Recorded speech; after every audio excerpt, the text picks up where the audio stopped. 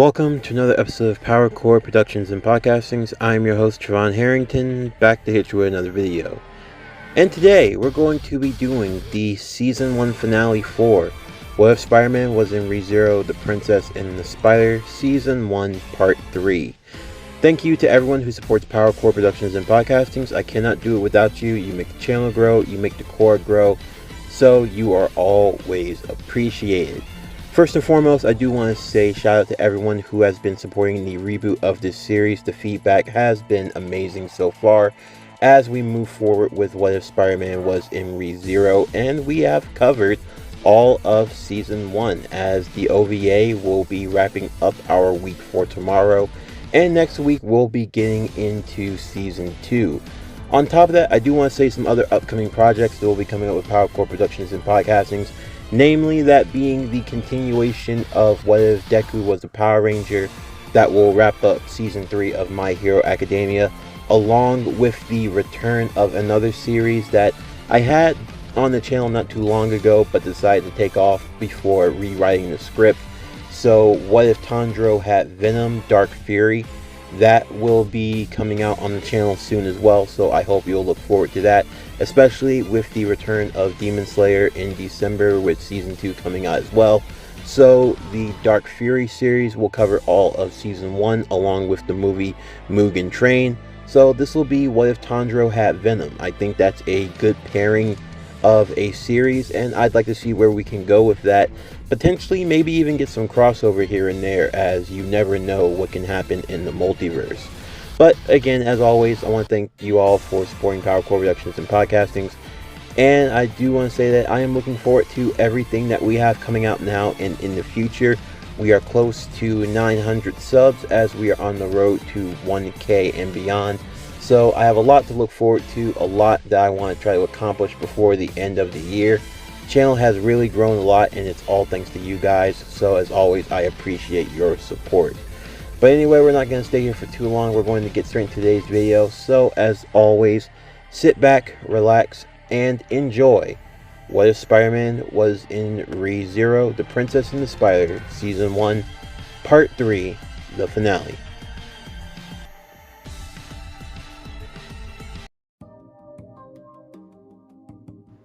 The clearing would be surrounded by howling winds. The witch cultists would be blown in every direction, as only their leader would stand to face Peter. The one known as Petelgeuse, the Sin Archbishop of Sloth.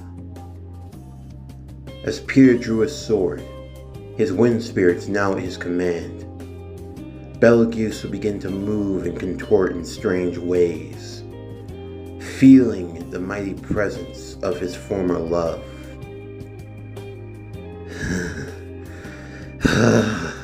Yes, my brain, it trembles. Love, yes, the love. You are the one. You are who we have been looking for. You've been looking for me, huh? So you know about the Witch of Envy, do you? Do not speak her name, you, unless you share. Do you share in the gospel? Do you, pride? Petelgeuse would reach into his robes, pulling out a dark tome, his own book of wisdom, wondering if Peter too shared in the gospel, in the love. However, Peter would not be aware of whatever the gospel was. He wasn't sure what that book was even supposed to be. But if this witch cult had anything to do with the Witch of Envy, then it might give him explanations.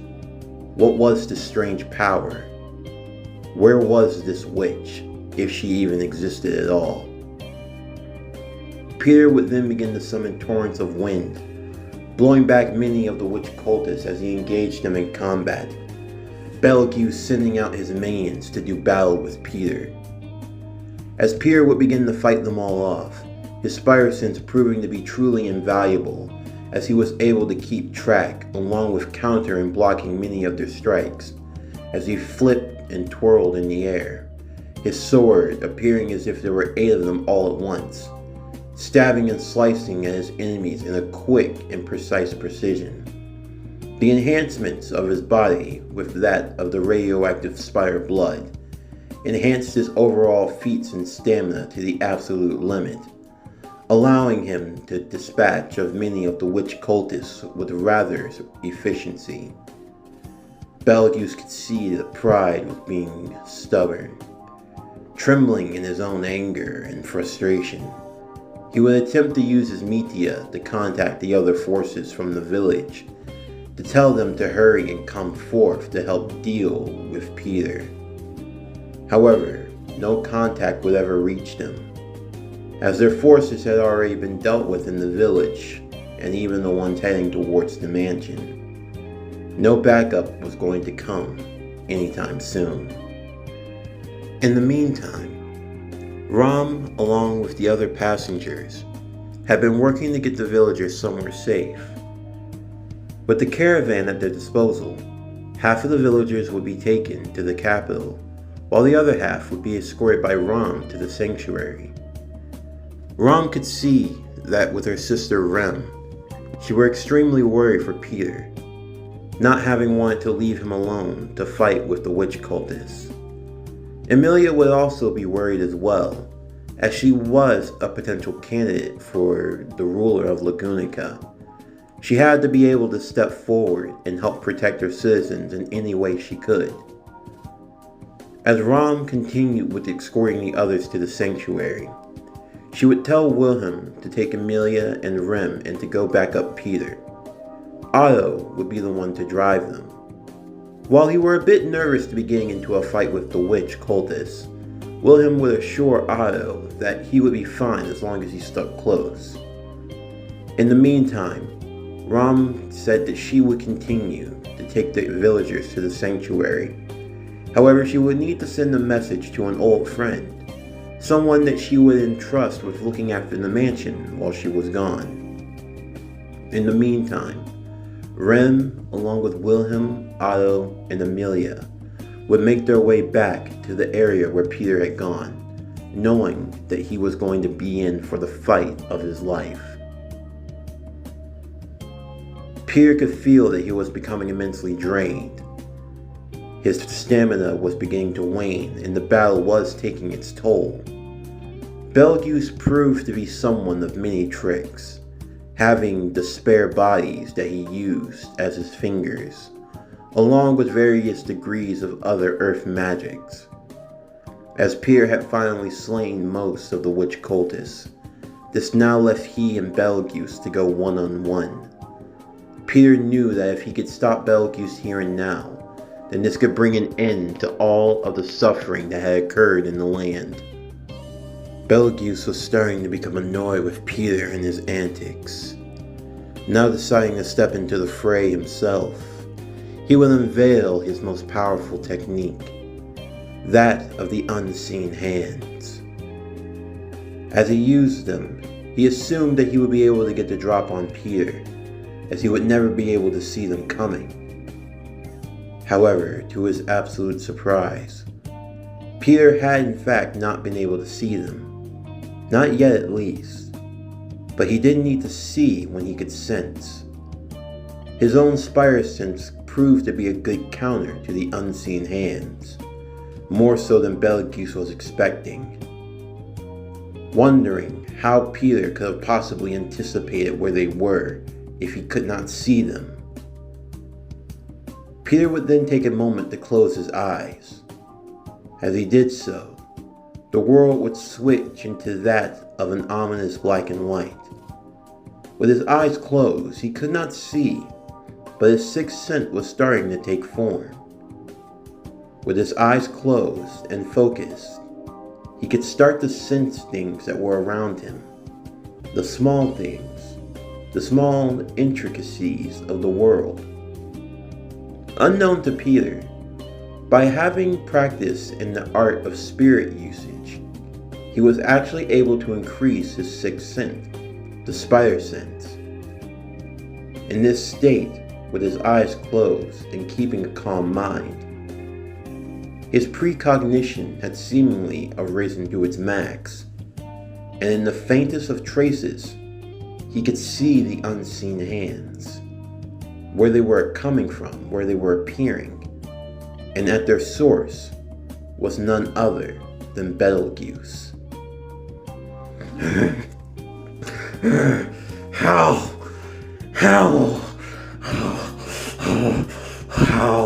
This can't be. How do you see them? How? Tell me. So, it seems my spider sense wasn't so far off.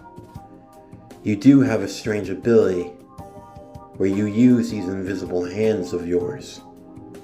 I assume that is how you catch your targets off guard. Kind of funny. If I were going up against anyone else, probably would have been easier for you. Too bad my spider sense is a hard counter to it. Spider sense? Spider sense? It's just a little precognition. Nothing all that fancy. However, I can sense danger for the briefest of moments, meaning that you can't get the drop on me at all. You have nowhere to run, Petelgeuse. It's over. Petelgeuse would bite down on his fingers even harder, blood seeping from his mouth and draining from his eyes, as they stood out bulging, as he writhed and trembled in anger and in frustration. He decided that if Peter were going to play unfair, then he had no qualms with destroying everyone and everything in the area. He would use the unseen hands to their absolute limit, creating large monstrosity hands. He decided that even if Peter could sense where the attack was coming from, it meant nothing if he couldn't block or stop it. As a large hand was sent flying towards Peter, Peter would put up his arms to guard as he was punched, being sent flying through a few trees and clearing the forest area. Petelgeuse had had enough of his antics, and he had decided that he was simply going to crush Peter with overwhelming force. He would start to contract some of his own magical skills. While he wasn't too fond of using them, he felt as though now would be the best time. With his affinity being for earth magic, he would easily start to create large boulders.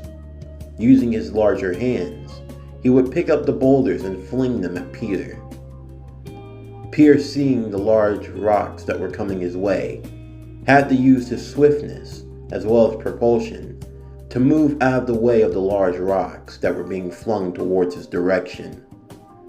However, evading would not be enough, as the larger stones continued to fly towards him.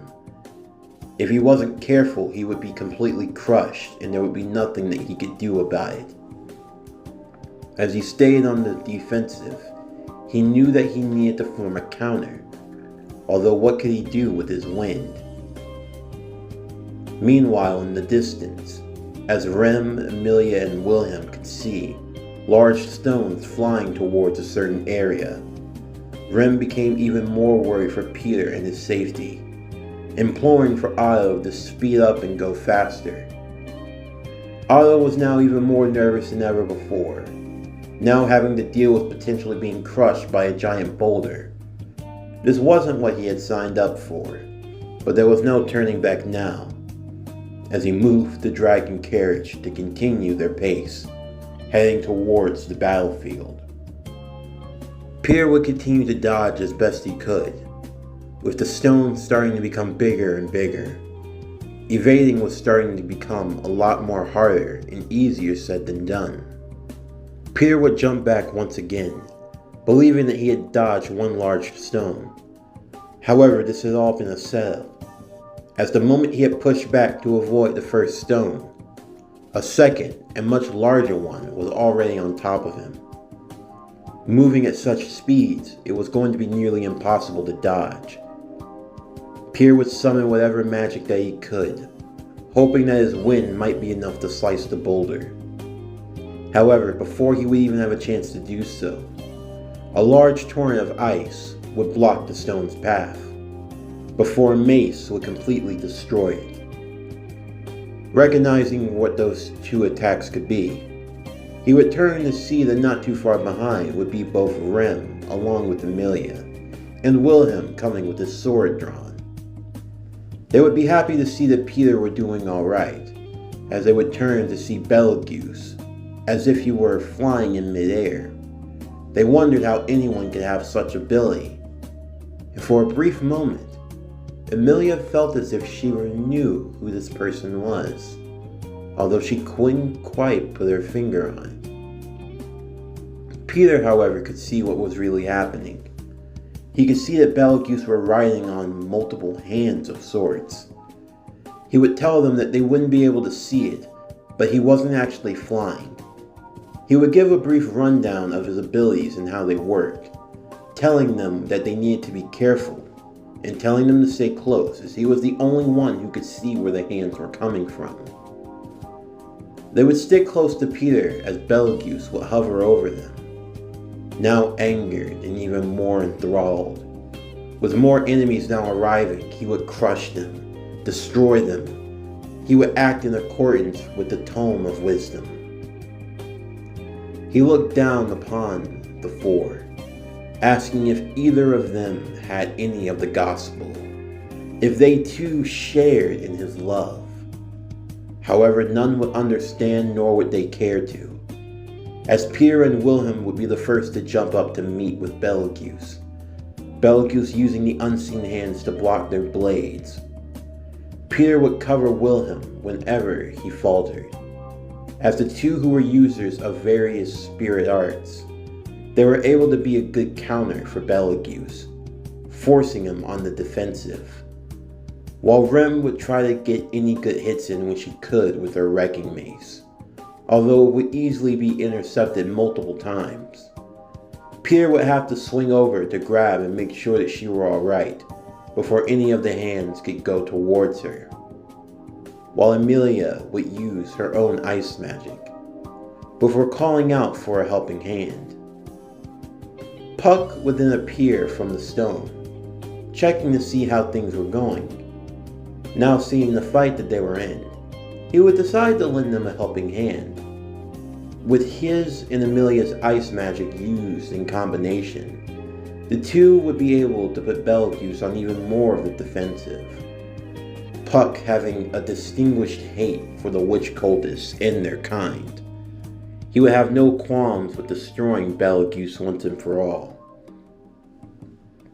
As the 4-on-1 battle would commence, Petelgeuse would slowly lose the upper hand, before finally being caught off guard and cut across the chest by Wilhelm, as he would send a punch towards the old swordsman, as he went flying into the air once more. He had decided that he would use his ultimate technique, Art of 1,000 Hands, as 1,000 of them would form once more, until what hovered over them, as only Peter and Puck could see, would be a giant fist. Peter knew that he had to counter it somehow, that all abilities had a weakness. He just had to find what it could be. Peter would start to channel as much of the wind spirits that he could around them, hoping that his idea would be able to work and he could slice them down once and for all. As he channeled the wind spirits into his blade, he would tell Rem and Wilhelm to take cover, asking Amelia and Puck to create a barrier of ice, pointing them in the direction they should form it in, asking for them to hold the barrier for just long enough for him to get his attack ready. The two would nod and begin to form the barrier of ice, holding it in the air as they felt an unseen force pushing down upon it. As Peter could see clear as day, it was the unseen hand, forcing its way down upon them, as he called upon the wind spirits, asking and pleading for them to lend them their aid in this final strike. His sword would begin to glow, along with his eyes, as great gusts and torrents of air would bellow all around him. As his cloak began to fly, Peter would look forward. Getting down low, he would then jump into the air, using propulsion to push himself forward until eventually he would begin to spinning around like a moving top on a table. He would use his rotation to increase the speed and the ferocity of his blade, until eventually it appeared as if he were moving like a buzzsaw. As the spinning blade went towards the unseen hand, the two forces colliding with one another, Petelgeuse pushing down with all of his might, while Peter would continue to plow forward. It was a battle of two opposing forces, the irresistible force meeting the unmovable object. It was a matter of who would crack and give first. Peter would continue to spin, picking up the rotation, as he continued to spin around with his blade, moving it to cut through the hand. Petelgeuse, forcing all of his power of the 1,000 hands down upon Peter. It was nothing but a stalemate in the air, waiting for the first to crack, for the first to fall. As Peter did so, he would have a sense of emotion wash upon him. He would remember everything he had been through. He would remember all of the previous loops, all of the times that he had failed, all the times that people had been looking to him and he was unable to save them. He knew that he did not want to suffer that fate again, and he was not going to lose here. With a final push, the buzzsaw blade would push through the unseen hand, cleaving it in two, forcing it to dispel as Peter continued to cut through it, arriving straight towards Petelgeuse, who would scream for a final time before Peter would slice him completely in half. As the two would begin to fall to the ground, Peter would summon a few wind currents to help guide and cushion his fall, as he would soon arrive on the ground with the others to greet him, while Petelgeuse, now sliced in two, would fall to a complete thud on the opposite side of the battlefield. As they looked over towards him, they wondered if he had been defeated once and for all. However, before they had a chance to relax, the upper half of Petelgeuse would jump. Peter could see that he was still using the unseen hands to move, as he began to crawl towards them even faster, looking like something straight out of hell. However, before he could get too close, and even before Peter could react, he would be completely encased in ice, as Puck would have completely stopped him. You're pretty good with spirit arts, Peter, but you got a long way to go before you're on my level, Puck would say with confidence, as Amelia would rush forward and give him a hug. Peter would thank Puck for his assistance, as Puck would state that he needed to rest for some time, and that he was going to go back inside of the stone, telling Peter to promise to keep his Amelia safe. Peter would nod his head and do so, as Puck would go back into the jewel for a quick nap.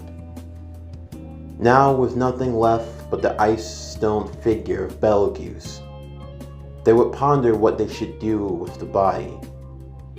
However, Peter knew exactly what needed to be done, as he would tell everyone to move out of the way. He would point his finger straight towards the icy statue, giving him one final look. He would charge as much of his mana as he could into the point, as he would launch a great wind cannon, as a large torrent of wind would shoot straight towards the ice, destroying it and smashing it into tiny pieces, as what remained of the Sin Archbishop of Sloth would be brought to an end. Otto would be called out of hiding, now seeing that the fight was over, although most of the forest had been completely damaged and utterly destroyed. He would ask if there was anything else that they had to do, and Peter would tell them that they had to get the Petelgeuse tree as soon as possible. Otto wished that this day could be brought to an end. However, unknown to him, his misadventures with this ragtag team was only just getting started. As they would all hop into the carriage and make their way over the Petelgeuse tree, Amelia and Rem would get to work on healing Peter, as he had a few injuries and he was immensely drained, having used a lot of spirit art as well as his own mana. Although his regenerative abilities were pretty decent, and even more so than the average human, it still didn't mean that he could overdo it. He even had to eat some of the Boku fruit just to replenish his strength. As they made their way, Peter would unfortunately have to tell Amelia of the deal that he had made with Kurusha. Amelia would be very disappointed and unhappy to know that Peter had made such a rash decision without telling her, that he could have potentially put her candidacy and everything that she had been working so hard for at risk, on the whim that the white whale may or may not show up at Petelgeuse tree tomorrow. However, he would tell her to have faith in him. He would look to her with a serious face, explaining that he only did what he did to save them all, and that this was the only course of action that he could take, and that if worse came to worse, and he truly did cause her great harm, then he would do everything in his power to make up for it. Of course, for Peter, he knew what making up would have to mean. He may have to end his own life in order to get a do-over and rethink his strategy in negotiation with Kurusha, if it meant that it cost Amelia her chance at the throne. However, Rem would look optimistic, telling Amelia that whatever Peter did, he did with good intention, and that it was thanks to him and his quick thinking that the village, along with their lives, had been saved. Amelia couldn't argue with that, and while she was still a bit upset, she was at least happy to know that everyone had gotten away safely. They would continue their ride through the night into the early morning, before eventually arriving at Petelgeuse tree that late afternoon, as they would wait for a while, getting a chance to have a quick meal before getting themselves prepared, as evening would begin to fall upon the landscape. They would see a cloud marching from the west. They could see that it appeared to be none other than the army, with Kurusha riding out in front, with Felix not too far behind her, and Julius would arrive as well. Not too long, the armies would have all been assembled and made camp, with Amelia and Kurusha meeting face to face. Amelia had learned of the details of Peter's arrangement, and knowing that she truly had no other options at this moment, she would agree to the terms, as she and Kurusha would shake hands, now agreeing to the deal. The only thing they could do now was wait and plan for when the white whale would arrive. As they waited, Felix would do a little more healing on Peter to make sure that his gait was as prepared as it could be, noting that it had taken a lot of strain in the last couple of hours. Peter remarking that he had been in a rather intense fight, Felix would warn that Peter should be careful not to overdo it using his mana so much, as there was no telling what irreparable damage he could do to his gait, and it could potentially cause him to lose his ability to use magic. Peter would take this into consideration and thank Felix for his help, as soon he would be completely fine and ready to go. As it was now nightfall and the moon shined over the tree, they looked onward, not sure what to expect, not sure when the whale would appear. It would be 5 past midnight, and many in the camp were starting to get a little restless. not sure if the white whale would actually arrive. However, those thoughts and doubts would quickly be put to rest, as off into the distance, they could see a fog beginning to roll in. There was no mistaking it, as Wilhelm gripped his sword tightly. He knew full too well what that fog represented. He could confirm with Krusch that his premonition were right. The white whale was indeed making its arrival here. This was their opportunity.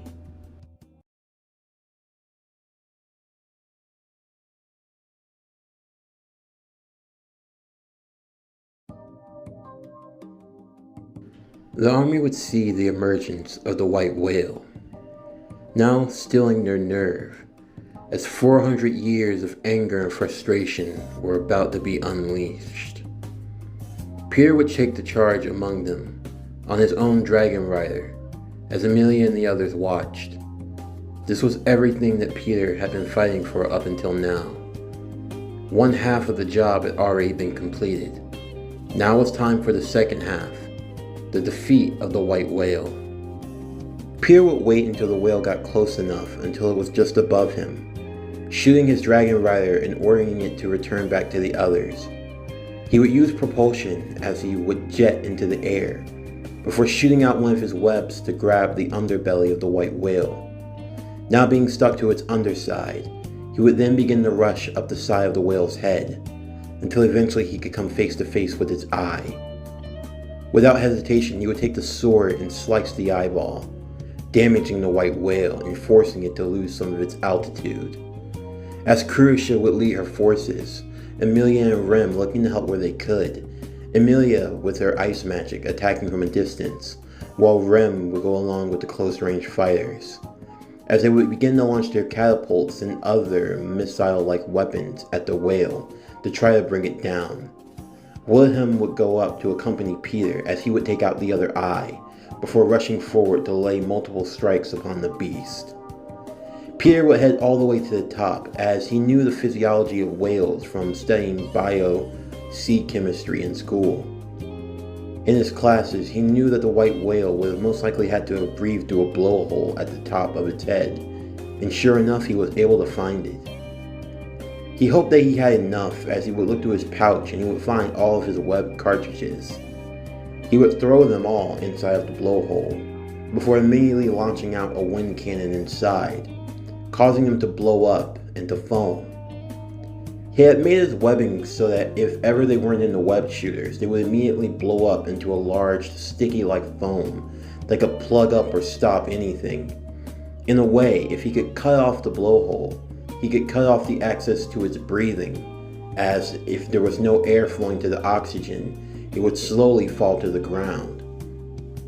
Now knowing what his true intentions were, they would thank Peter for the assistance, as Peter and Wilhelm would join together once again, the two swordsmen side by side as they took to slicing off the whale at multiple points. Julius using his fire spirits to try to create enough heat to suck away any of its moisture to bring it down.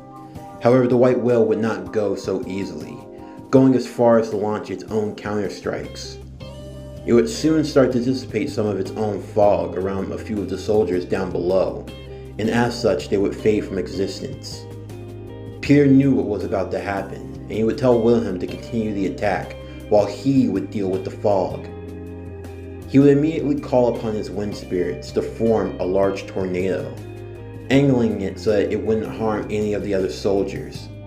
He would use the tornado to suck up all of the fog, or as much of it as he could, before dissipating and shooting it in another direction. However, in the midst of the chaos, they could see that in the sky were hovering two more whales. This was something that they had never experienced before, and there was no way of knowing which one was the real one, as now 3 white whales were hovering in the sky. The army would start to lose some of its forces as the whales would fight back, and that Krusch could see that it might become a losing battle, as facing one white whale was bad enough, but facing 2 more would prove to be truly dire. However, this is where Peter's spider sense would come into play. as even though he could see the other two white whales, he had a sneaking suspicion. As he would close his eyes and begin to focus, he could see the true world around him.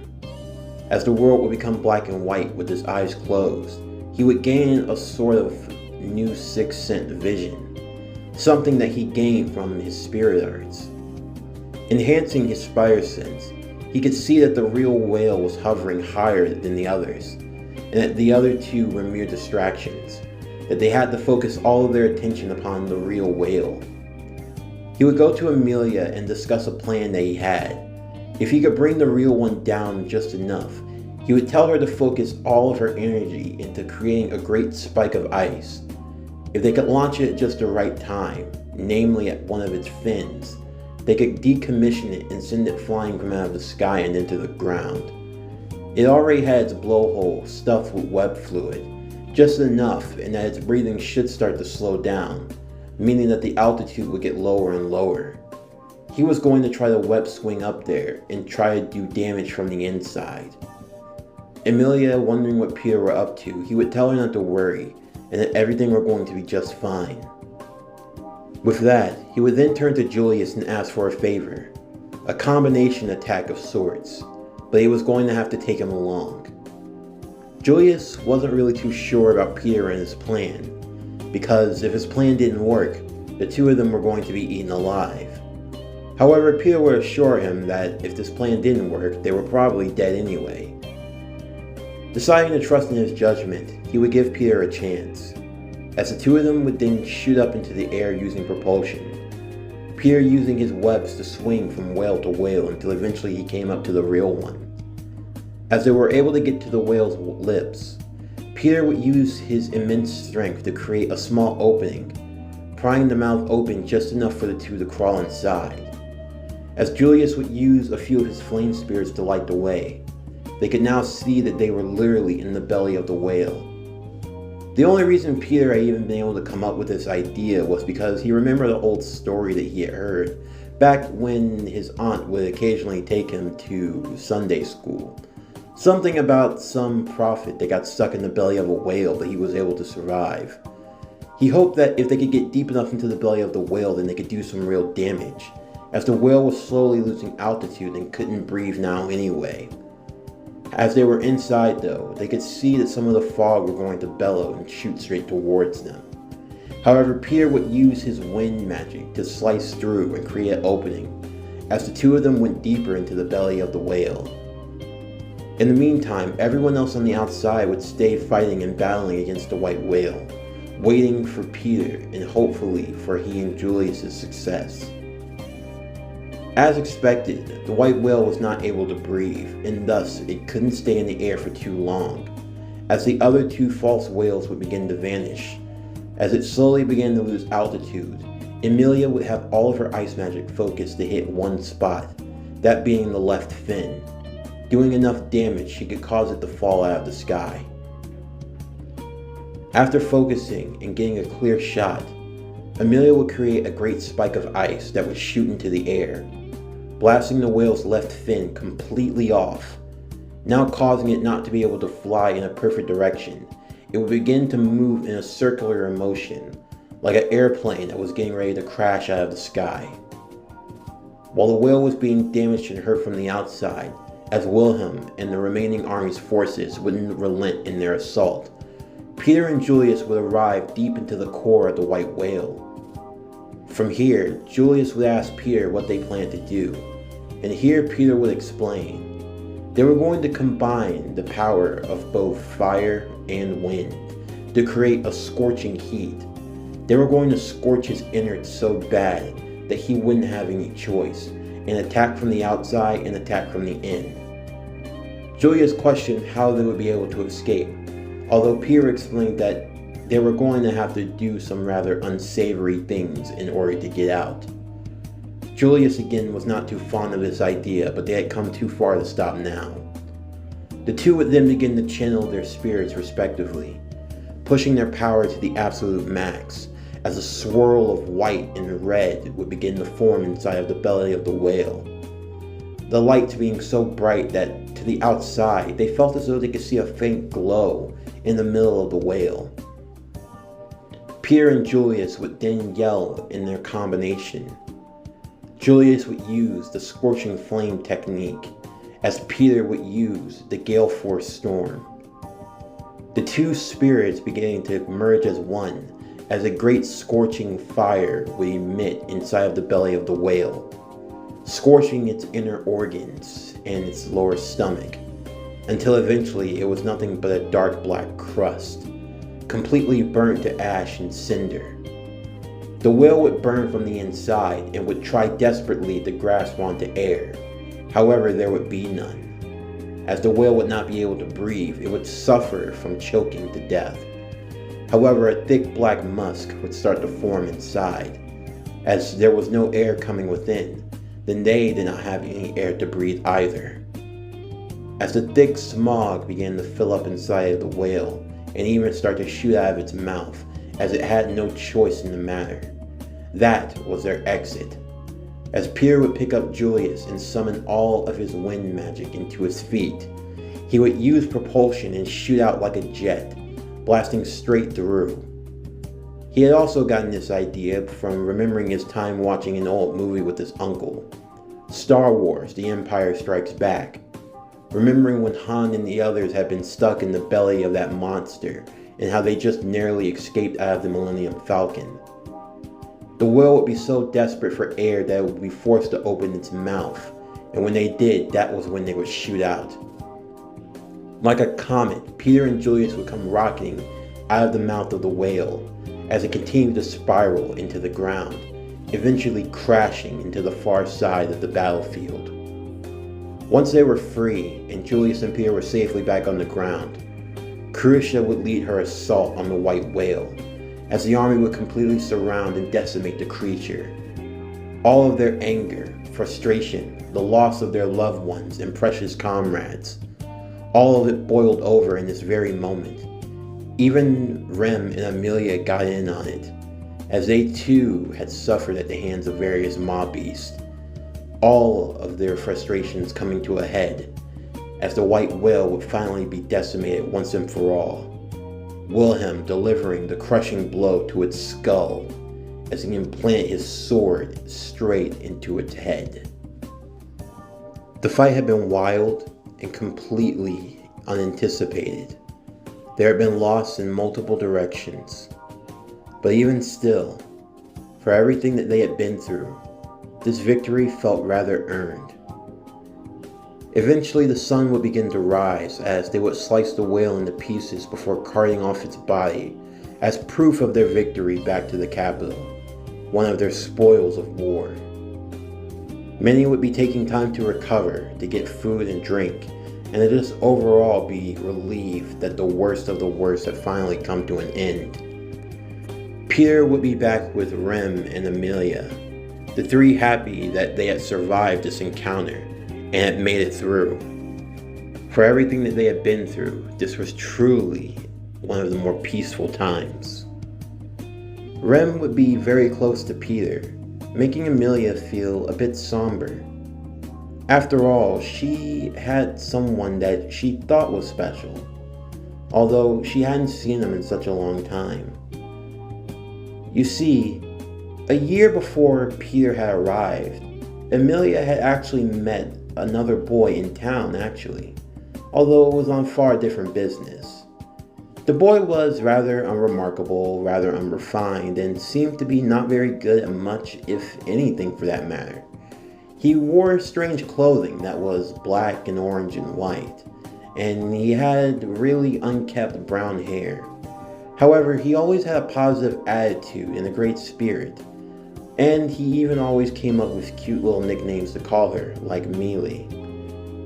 However, as the boy had taken time to get used to his new surroundings and had even undergone some of his own training, as quickly as he had arrived, he actually had to leave, as due to him being rather unique and skilled in certain areas, he had actually been called in by the royal capital to assist in an ever-growing matter.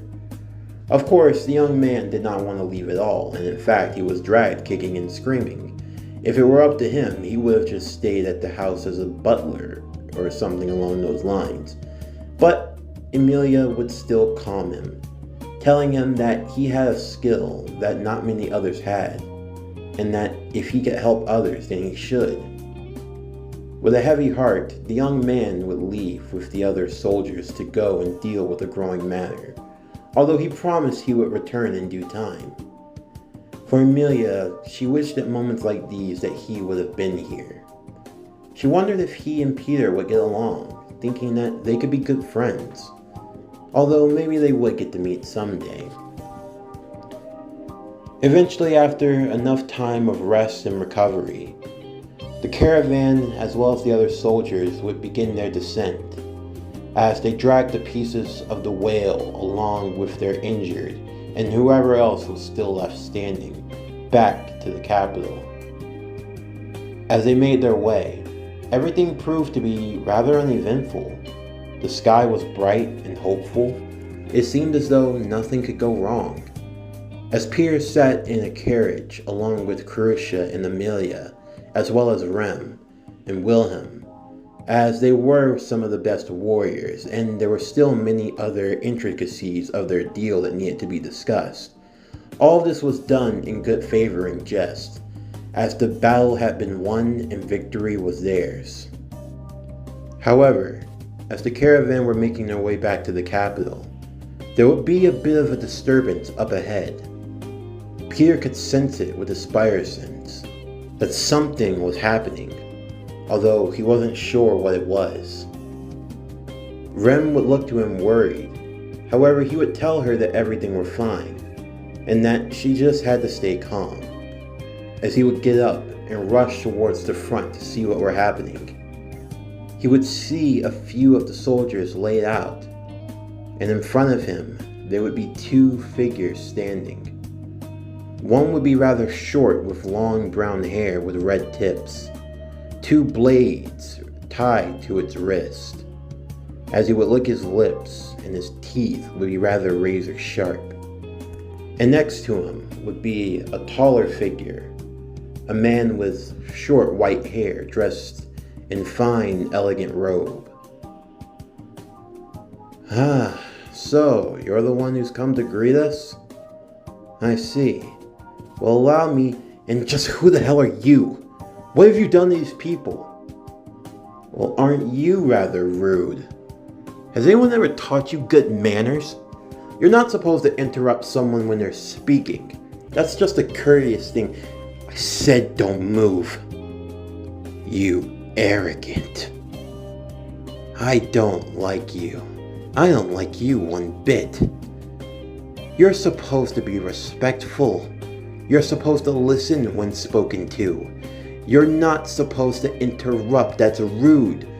Do you not have any shame?" Before he could even finish speaking, Peter would have already lunged towards him, using his webbing, surprising the white-haired man as he binded him up, before moving and slamming him into the ground. The one with the two blades would attempt to lunge at him, launching out its mouth as it tried to eat at Peter. However, before he even had a chance to, one of the soldiers would have moved in at the near last second, thinking that they could have gotten an opportunity to slice at the enemy. However, instead of getting a clean hit, the one with the long hair would instead do something that Peter couldn't recognize. As he opened his mouth and lunged at the soldier, it would look as if the soldier's own soul had been pulled out of his body, before eating away at him and leaving him completely desolate. As the soldier would fall to the ground, Peter would be horrified as he rushed to his side. Delicious. What did you do to him? Ugh. You know, that was really rude. You ruined my good robes. I'm getting annoyed with you. And if you must know, my counterpart here is known as the Arch-Sin Bishop, the one of gluttony. I, myself, am the one of greed. We came on behalf of our master, to learn what had happened to that of Sloth, as we had lost communication with him. Although now I think I can understand. You are Sloth. Peter wasn't sure of what they were speaking of. In fact, he had no clue as to what was happening here at all. If these other members, if they were members of the witch cult, then they must have known about the Witch of Envy. Maybe this was a chance to ask them. Are you members of the witch cultists? And if you are, tell me, where can I find her? Where is the Witch of Envy? The Witch of Envy. You know, you have some audacity, kid.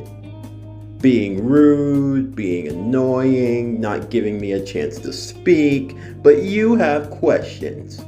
Alright then, I'll humor you by not telling you a damn thing. You don't have the right to make me talk.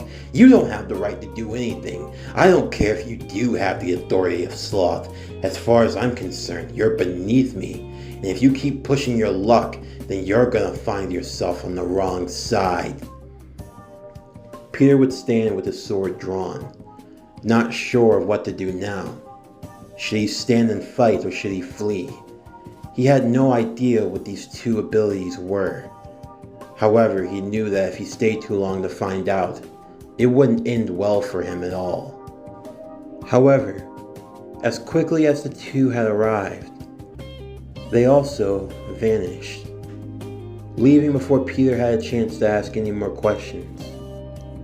Not sure of who they were or where they had come from. However, from the bodies that had been laid out, it was obvious that this attack was well motivated. Could this have something to do with that of the whale? After all, with the defeat of such a great mob beast, and from Peter's studies of this world, the mob beast had once been created by one of the great witches. If they served under her or in some form of capacity as a part of the witch cult, then maybe all of this was starting to make more sense. Of course, Peter couldn't quite put his fingers on everything now. There was still so much that he just didn't know. Crucia would rush forward along with Wilhelm and the others, asking Peter what had happened. Peter would try to explain of the attack from these two mysterious beings, thinking that they might have something to do with the witch cult. However, as they went to try to help the other soldiers, Crucia would have a terrified look on her face. She couldn't remember their names. As much as she wanted to, she simply couldn't, and neither could any of the other soldiers who had arrived. Peter would explain everything that happened, of the strange technique the one known as gluttony used. Now, starting to put the pieces together, they realized that whoever this gluttony was, whatever their abilities could be, it seemed as though they stole the name and memory of whoever the victim was. Peter likening it to the attack used by the white whale, thinking that if their abilities were that similar, then they had to be connected in some regard. They would quickly load in the unconscious soldiers, as they would continue their way towards the capital at once, the mood now becoming much more somber. As many were rushed to various infirmaries and having their status checked on, they were for the most part healthy and fine in every way. On the outside, nothing was wrong with them. However, despite the severity of the situation, for the most part, they did have much to be thankful for. Although now the capital would be more on high alert, as the ever-growing threat of the witch cultists proved to be ever-growing. Peter were fairly confident that if he continued his search, he would be on the right track. The great mob beast, the witch cultist, the Witch of Envy, all of this seemed to be connected somehow. If he could just figure out how to put the pieces together, then maybe he might be able to find his way back. As Peter would be in the capital, looking out upon the full moon as it basked the illuminated city. He would be standing on the bridge when Rem would appear next to him. Peter would be a bit taken aback, remembering one of the previous loops and how Rem had kissed him. He didn't know that she had felt this way, and Peter, for the other part, slowly found himself being more and more drawn to her. This grew to conflict with his own self more and more. He couldn't deny that he had grown to love this world in a way, for everything that he had learned, for all the friends that he had made. But at the same time, could he really afford to stay here? Could he really be in this world forever? What about the world that he had come from? What had happened to Mr. Stark and the others? Aunt May, Thanos, all of them. There was no telling what could happen, and for the most part, he knew that he had to get back, sooner or later. But for now, he was happy to be with Rem, happy to have her in his life.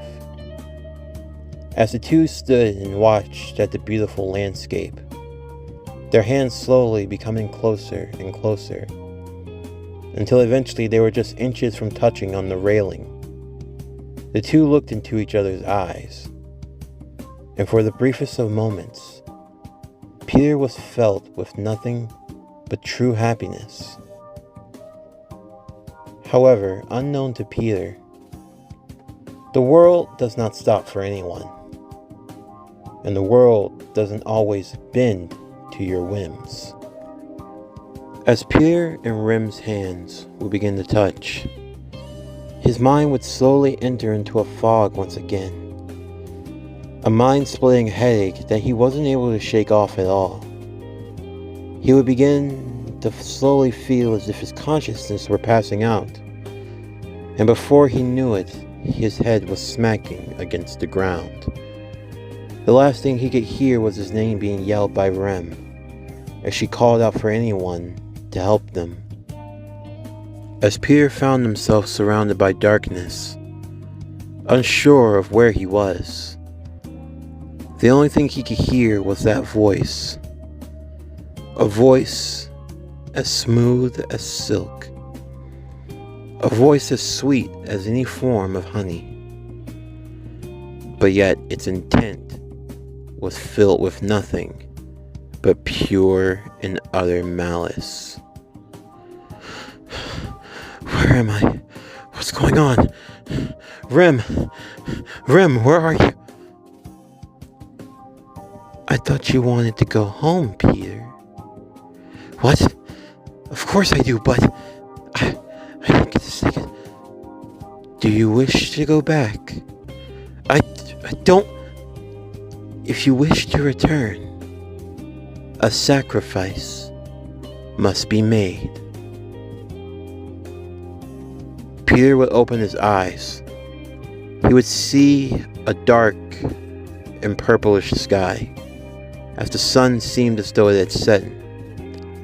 He would look to see debris all around him. But more importantly, he would see that Rem were nowhere to be found. As he looked around, he would see that his clothing had also changed. Gone was his old uniform and the blue cloak that Rem had made for him. Instead, he had his old suit back, the iron spider suit. He could see off in the distance other figures beginning to move and take form, as if dust were reforming back into a person. He would see that there was Mantis, Drax, Peter Quill.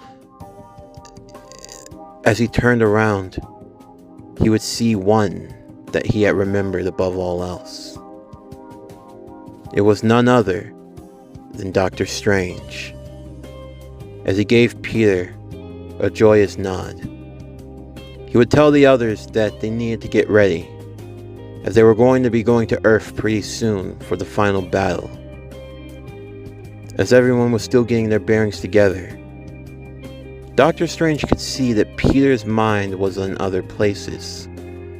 He wasn't shocked to be alive, almost as if he had been alive this whole time.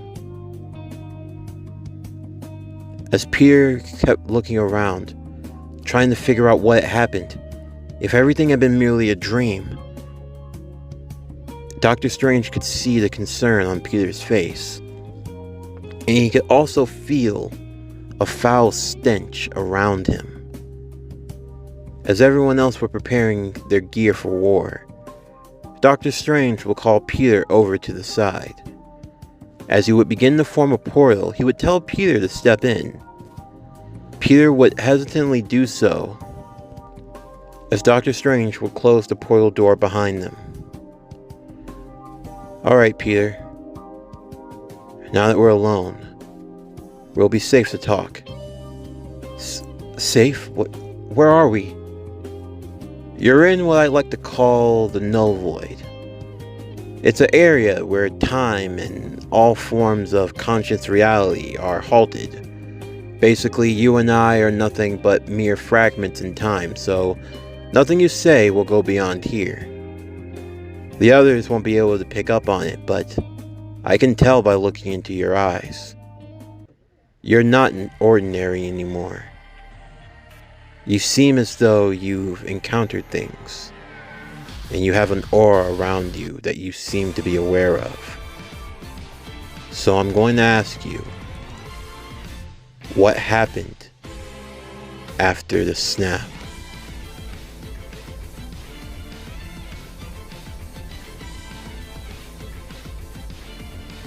This concludes What If Spider-Man Was in ReZero?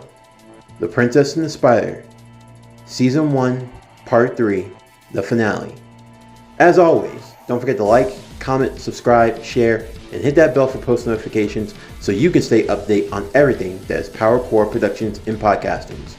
Currently, there are 60% of you who watch the videos but are not currently subscribed. So please take the time to hit that subscribe button and make sure your bell notifications are on so that you can always be informed whenever I upload, as well as getting the channel more notoriety through the algorithm so that we can reach and grow the core even farther. Stay tuned for tomorrow's video of What If Spider-Man Was in ReZero, The Princess and the Spider OVA Endgame, as well as an episode of What If One Shot. But anyway, that's going to conclude today's video. I'm Javon Harrington with PowerCore Productions and Podcastings, signing off, and I'll see you next time.